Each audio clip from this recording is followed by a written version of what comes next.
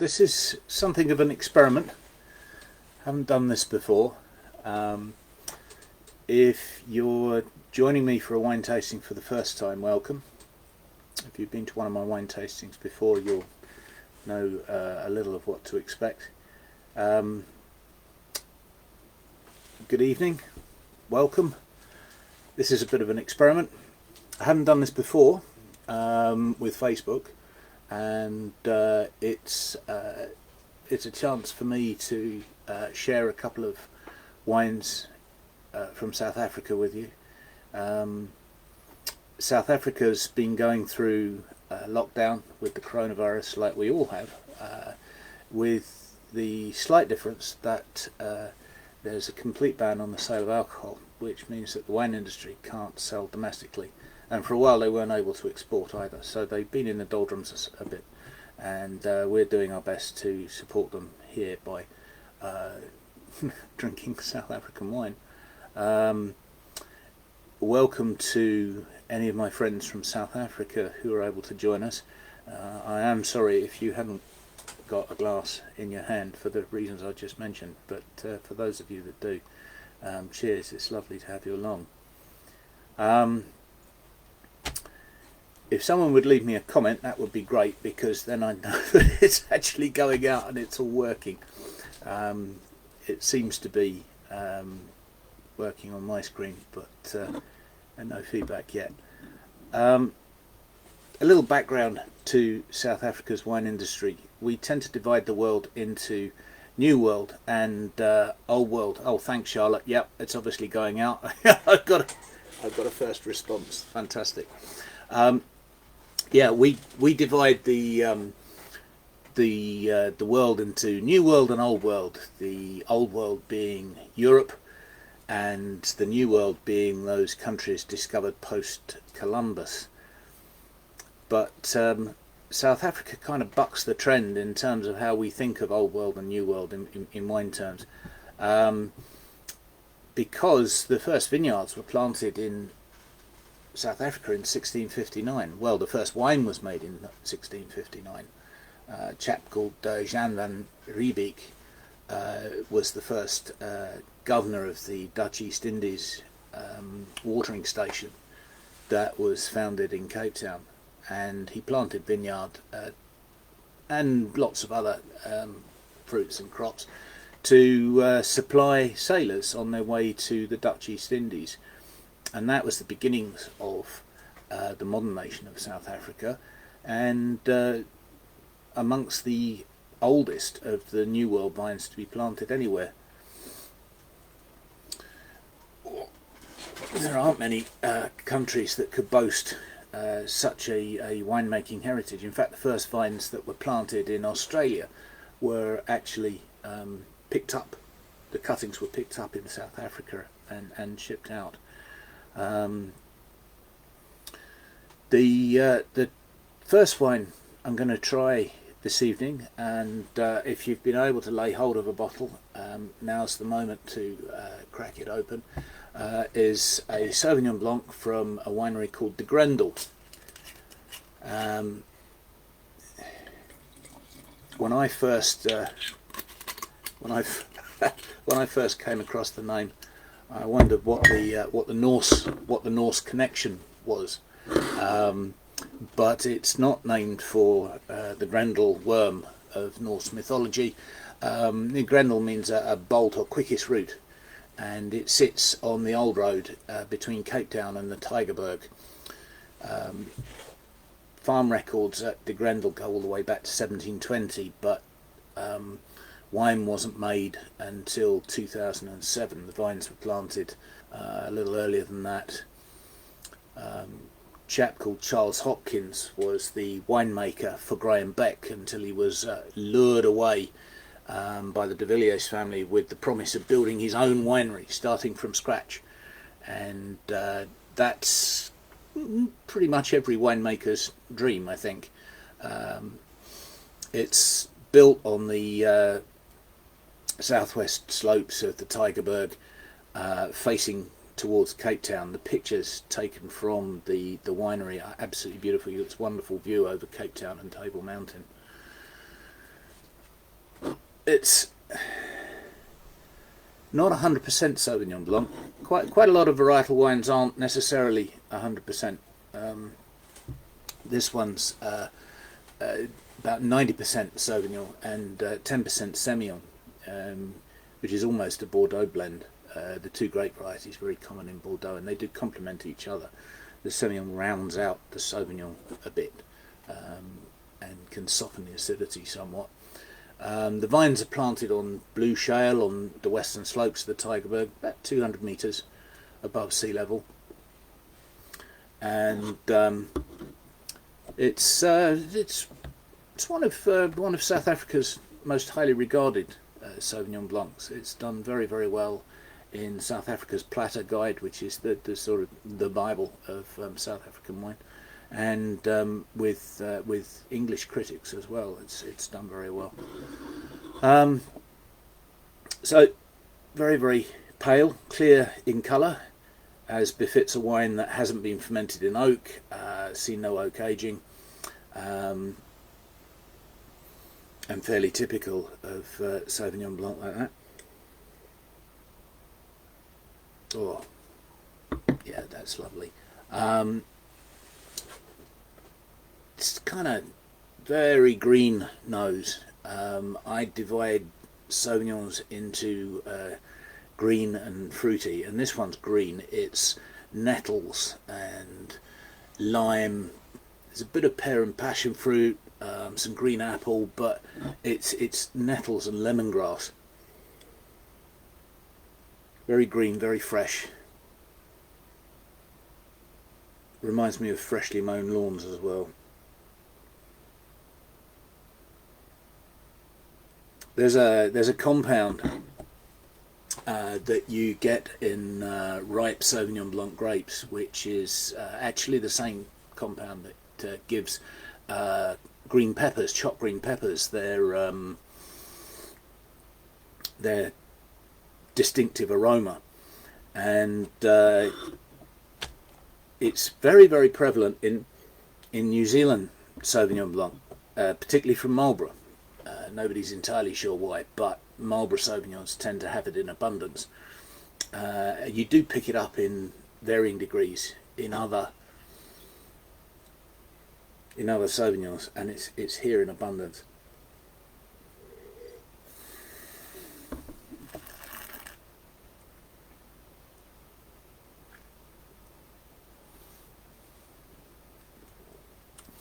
If you're trying it with me, one of the things that you'll notice about this wine straight away is that it's got really fresh, brisk acidity, quite high acidity, and that's fairly typical for Sauvignon Blanc. That's what's making your mouth water. For those of you who aren't initiated in the arcane habits of wine tasting, you might be wondering why we make the slurping noises and the rude noises. Well, all we're doing there is drawing air through the wine, because the acidity, the mouth watering, is something that your tongue can detect. Sweetness is another thing that you'll pick up with your tongue. Bitterness, saltiness, and there your tongue kind of runs out expressions. Everything else that we think of as our sense of taste is really down to our sense of smell, and your sense of smell behind the bridge of your nose is what communicates all the sort of fruity, floral, spicy characters that we describe as identifying in wine. So when you draw a bit of air through the wine, you're pushing those aromas to the back of the palate and then up to the back of the nose, and so you can identify them more easily. You sense them more strongly. Yeah, and that's the rude noises, and I just like making rude noises. So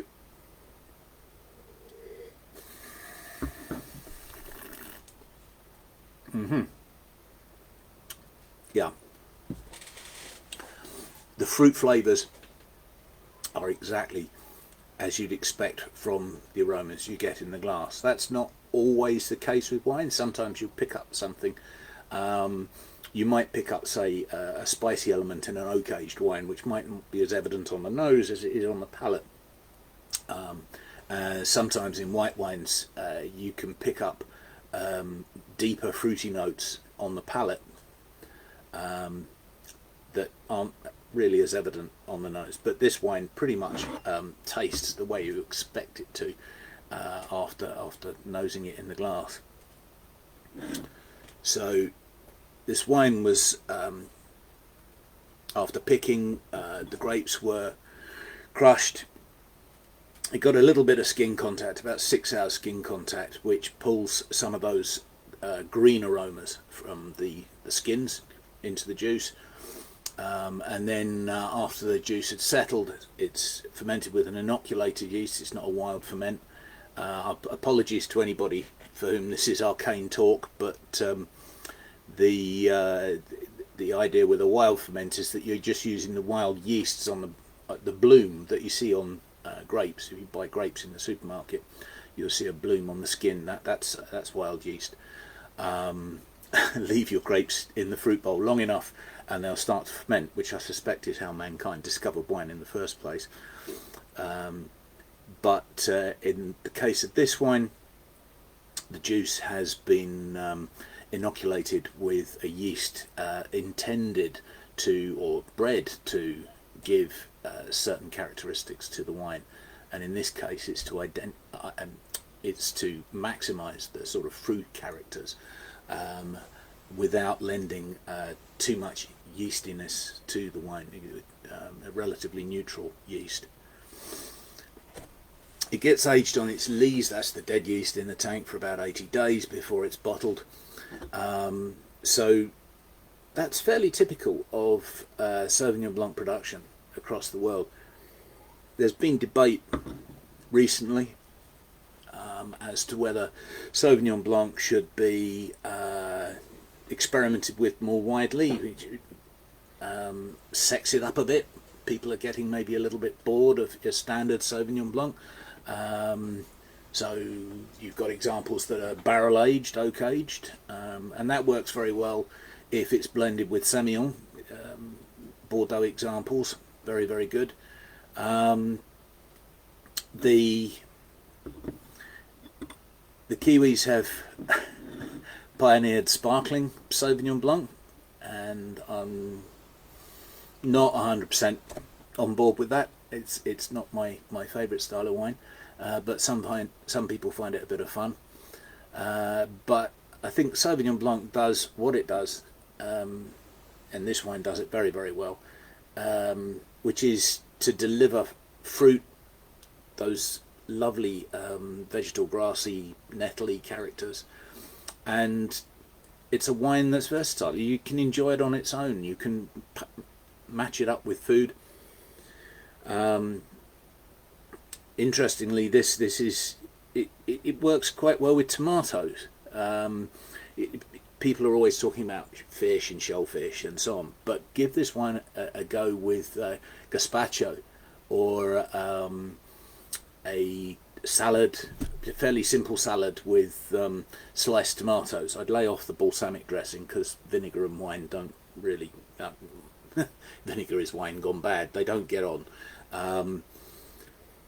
But yeah.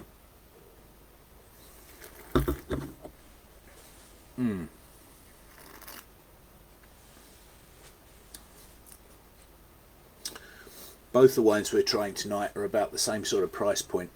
The Sauvignon Blanc's on offer at the moment at $8.99. They're both on sale in South Africa for about 100 Rand, which translates approximately to a fiver on our shelves.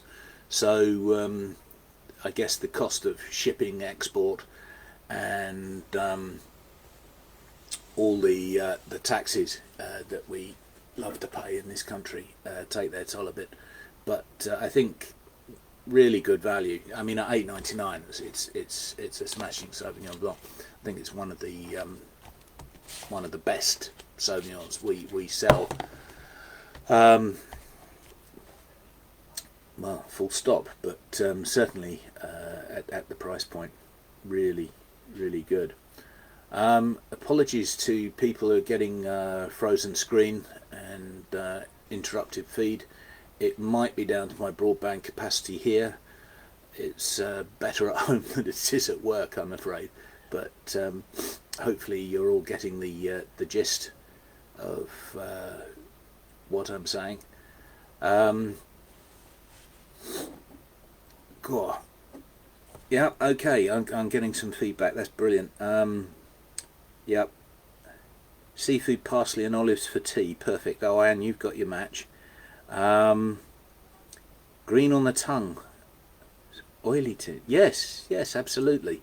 Yeah, that oily weight, Michael, that you're picking up on the tongue is directly attributable to the Semillon in the blend.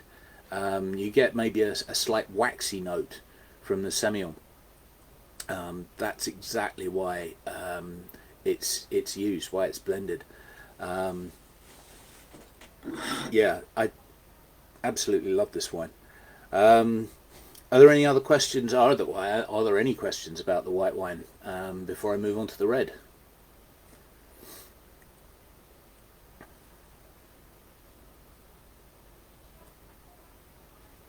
This is not nearly as much fun, by the way, as presenting a wine tasting live to an audience, to people who, you know, sort of give me immediate feedback, and I'm really missing having people around.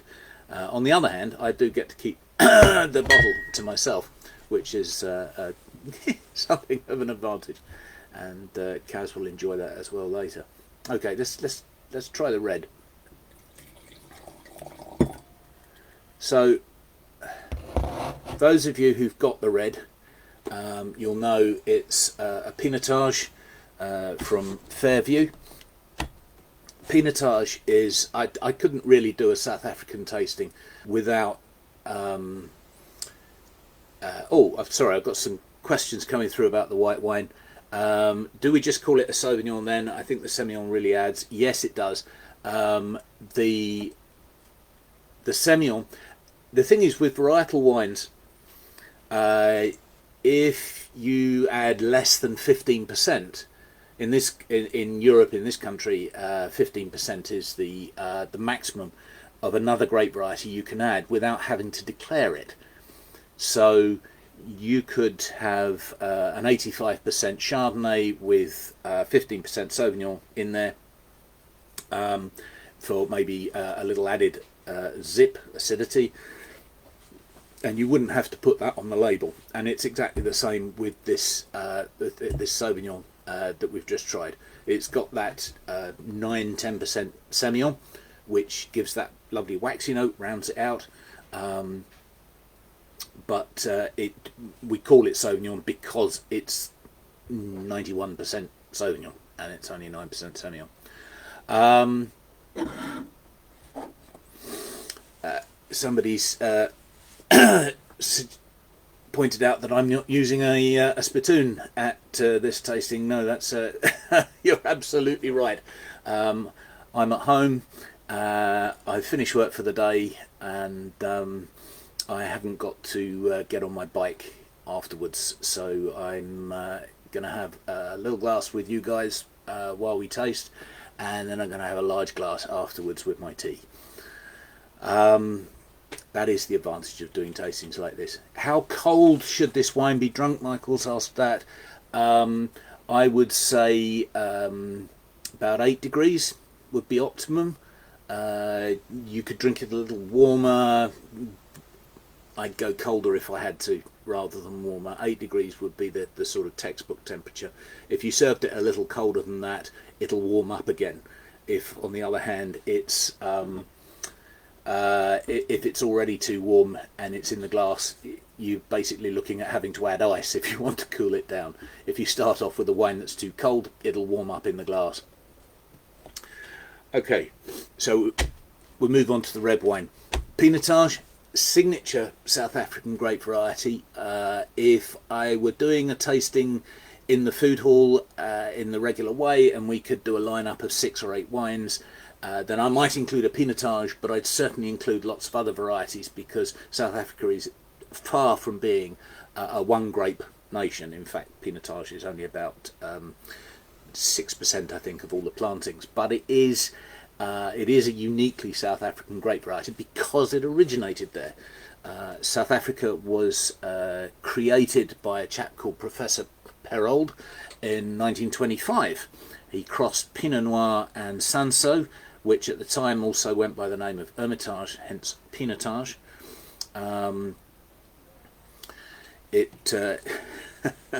Apparently there was also a thought that they might call it San Noir, but thankfully it came out as Pinotage, a bit easier to remember. So 1925 it was created. It kind of got a bit lost in the gardens at the institute where Professor Perold worked, and wasn't propagated commercially until 1941 by an outfit called Chenin Blanc. Chenin Blanc are legendary in South African wine circles, and they've probably got the oldest vines of Pinotage planted anywhere, going back to that sort of 1941 period. We actually sell two vintages of Chenin Blanc at the moment. The younger one, £29 a bottle, but we haven't got. I don't think we've got any of the older one left because it was a rare opportunity to try a 20-year-old Pinotage, and even at the asking price of I think it was £45, but it sold out pretty quickly, and was really rather tasty. This wine is not from Chenin Blanc. This wine is from Fairview. Fairview is one of my favourite wine estates anywhere, let alone South Africa. There's a couple of reasons I love Fairview. One is the sense of humour of its owner, Charles Back. He's the grandson of an immigrant from Lithuania. Took over the family business in 1994, started planting Rhone varieties, Mediterranean varieties from Spain and Italy, as well as the Rhone, and making wine in a very different fashion, breaking the mould a little bit for the South African wine industry, and created a wine called Goats du Rhum, which was very, very popular when I sold it some years ago. Built on the success of Goats du Rhum, he created another wine called Goat Roti, introduced Italian varieties, and called one of the wines Goat Father. Why all the goats? Well, this is because Fairview, in addition to being a vineyard and winery, is also one of the best goat farm dairies in South Africa. And if you visit the Fairview website, I appreciate that under the current travel restrictions, most of us are not going to be visiting Fairview anytime soon, but if you visit the Fairview website, they've got a goat cam, and you can log on and watch the goats frolicking on their tower, and it's part of Fairview's USP and the sense of humour, as I say, that I love that runs with it. It's not to say that Charles Black's not a wonderful winemaker. He is. He's won pretty much all the awards going. In 2014, the International Wine Challenge gave him a Lifetime Achievement Award. So he's very, very highly regarded. All the wines that Fairview make are from their own vineyards. They don't buy in grapes from anyone else. And they've got vineyards in Paarl, Darling, Swartland and Stellenbosch. So over quite a wide area. They're in the lead in terms of employee empowerment projects in South Africa as well. Some of that is down to an outfit they founded called Fair Valley, which is Fair Valley Workers Association, which is an opportunity for the employees to farm their own land, and for wine and produce to be processed through the Fairview winery, and sold on for the employees' benefit. This Pinotage here, get to the wine itself. This Pinotage is from a small block of bush trained old vine Pinotage in pile. Most of the vines that Fairview grow are trellised. They look the way you imagine vineyards should do. But these Pinotage vines are sitting looking like, well, bushes, clumps of vine anywhere up to 6 meters apart. They're dry farmed, and that's why the vines are planted so far apart, because they can't compete too much for water in the environment in which they're growing. So dry farmed, minimal intervention in the vineyards. So there's no recourse to pesticides, fungicides. They're not fertilized in any way other than what the local fauna drop on them, and the soil is pretty harsh stuff too. This is on the southwest slopes of Pile Mountains, and the soil is decomposed granite. Not a lot of nutrition for the vine to draw from that, but in the case of vines, you treat them mean, you keep them keen, they give you wonderful fruit. The fruit from this, Pinotage has had a bit of an image problem. If it's not fermented carefully, you can get a little lick of isoamyl acetate, which is it kind of smells of paint or rubber. I can remember doing a tasting with a group of people who'd obviously had a few drinks beforehand, and I was explaining to them about Pinotage and how it sometimes had this rubbery character, and sometimes it could be a little smoky as well in character. And one of the guys in the tasting took a big sniff from his glass, shoved his nose right into his glass.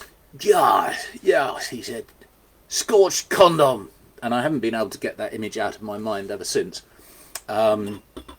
It's not something that I pick up on this wine at all. In fact, there's no rubbery note, there's very little smokiness, and what smokiness there is down to a little bit of the oak, I think. It's they do a whole berry ferment with this wine. What that means is that rather than fully crushing the grapes, they just allow the berries to crush, the grapes to crush under their own weight, and then ferment in a similar sort of way that they make Beaujolais, but allowing a lot more extraction of colour and flavour from the skins than otherwise. And so you get a very juicy style of wine without enormous tannins, so relatively soft, and we'll get onto that on the palate. On the nose, yeah, I mean, very fruity, cranberries, plums, a little bit of floral note, violets perhaps, and some spice as well. And the spice is really from the oak. It's aged in old French and American oak barrels, most of them second or third use, about 15% are new each year, and it's aged in oak for 10 months. It's a mix of French and American oak. I'm not sure of the exact combination, it varies from one year to the next, but that level of oak aging is what makes this blend unique to the Waitrose take on Fairview's Pinotage. The Pinotage that they sell otherwise into the UK tends not to be as oaky.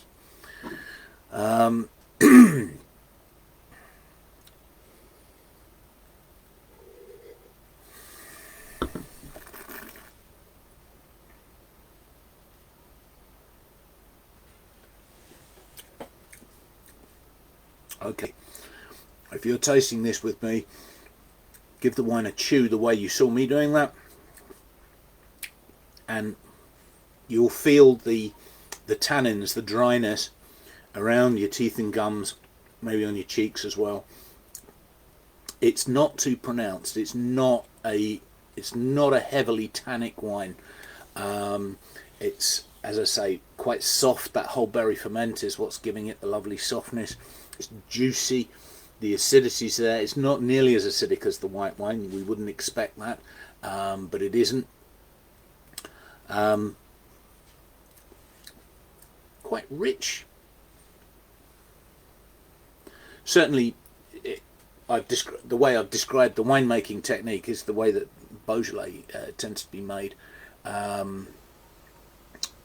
It's certainly richer, fuller-bodied than Beaujolais.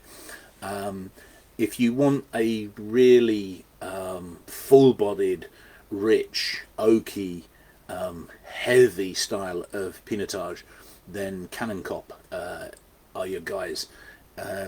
This is much more immediate. It could certainly be cellared for a couple of years without coming to any harm. I don't know that it's going to develop anything in addition to what we're already experiencing. There's a slight chocolatey note on the finish I'm noticing now. That's also from the oak. There's not a great deal, I think, to be gained from cellaring this wine for any great length of time. If we're looking at how to partner this with food, it's relatively soft tannins, means it will work quite well with soft cheeses. Otherwise, again, the lack of tannin, the relatively bright acidity, it's going to work really well with charcuterie. Honestly,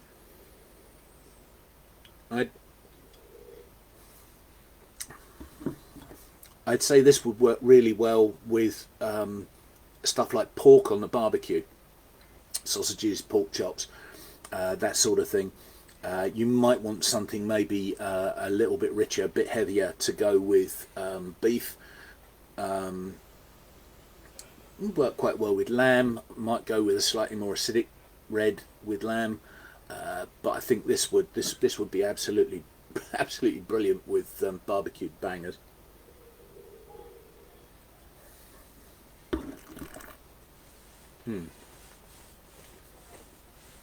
I'm really enjoying that. I've been asked when's my next tasting. Well, hi Natalie. I don't know. This is the first one that I've done like this, and really, it's a question of how much people enjoy this, whether we want to do it again, and I think. Hi, Carol. It's if the demand is there, then yes, certainly we'll do it again. I'll try and give people a bit more notice about which wines we're going to be trying, because 3 or 4 days is a bit mean if you don't live right next door to a Waitrose and you want to get the wines delivered, or you've got to make a journey out of your way to pick them up. You don't need to be drinking these. It's a Bry. Yeah, okay, I know it's a Bry, but this is oh, I seem to have lost my feed at this end now. Well, let's hope we get this back. How much is the red, Nick? The red's $9.99. They're both under a tenner. The wet will go back in a fortnight's time to being 12 quid, but at the moment it's 9. The red is a tenner. So yes, I'd like to do another one of these. It won't be for a week or so because I'm on holiday next week. I'll be posting quite a few short snippets or written tasting notes next week because it's English Wine Week, and those of you who know me know how how nuts I am about English wine. This is interesting. Everybody else, I think everybody else can see me, but I can't see me. not getting visual at this end. Ooh, partner with dark chocolate. Yes, okay, why not?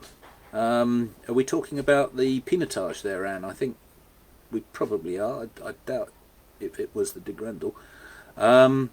Maybe a wine schedule with a shopping list. Yes. Yeah, oh, okay. I could make some suggestions about food matching before we do the tasting, and you could even have a bit of grub on the go. Pinotage rosé. Yes, I've tried a few Pinotage rosés. I'll be honest, I find it very difficult. I look lovely. Oh, bless you, Carol.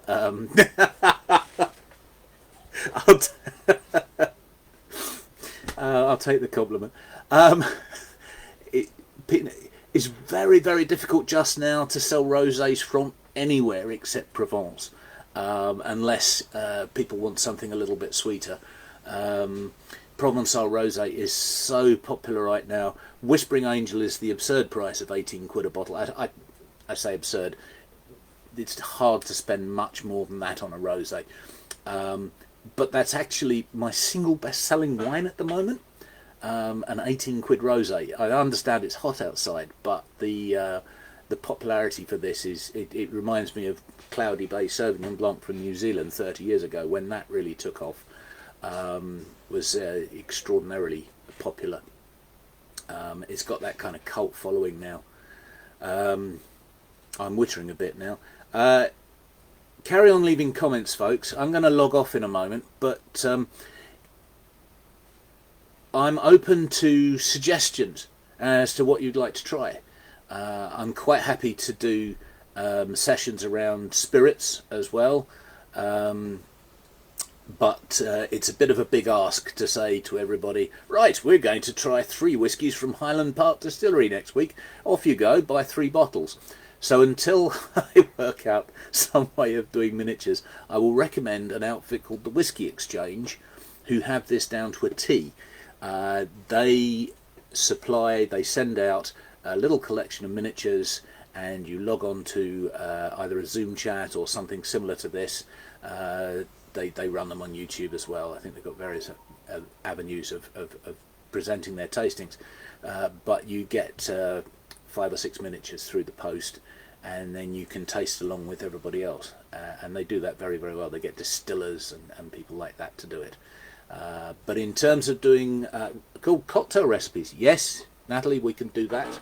We could do a few little demonstrations, because one can make cocktails very, very easily with very little equipment, and with lots of success. So yeah, I'll have a look at doing that. I'm working with the rum. Yes, Oz. Okay. Malbec. Right. Okay. So there's some great suggestions coming through. Keep them coming, and I'll let you all know what we've got lined up for the next one. I quite like the way this has gone with Facebook Live. I've tried doing it with Zoom. I've done it with give us your best Negroni. Okay, oh, that's a challenge. Right, okay, I do like that one. Okay. Yeah, there's some fantastic suggestions coming through. Okay, I'm going to make a note of those, and I'll get back to you all with with some follow up. In the meantime, I haven't got anything in my glass, so I'm going to charge it. This has been an absolute pleasure. Cheers to all of you in lockdown, and may this dreaded virus bugger off soon. Cheers.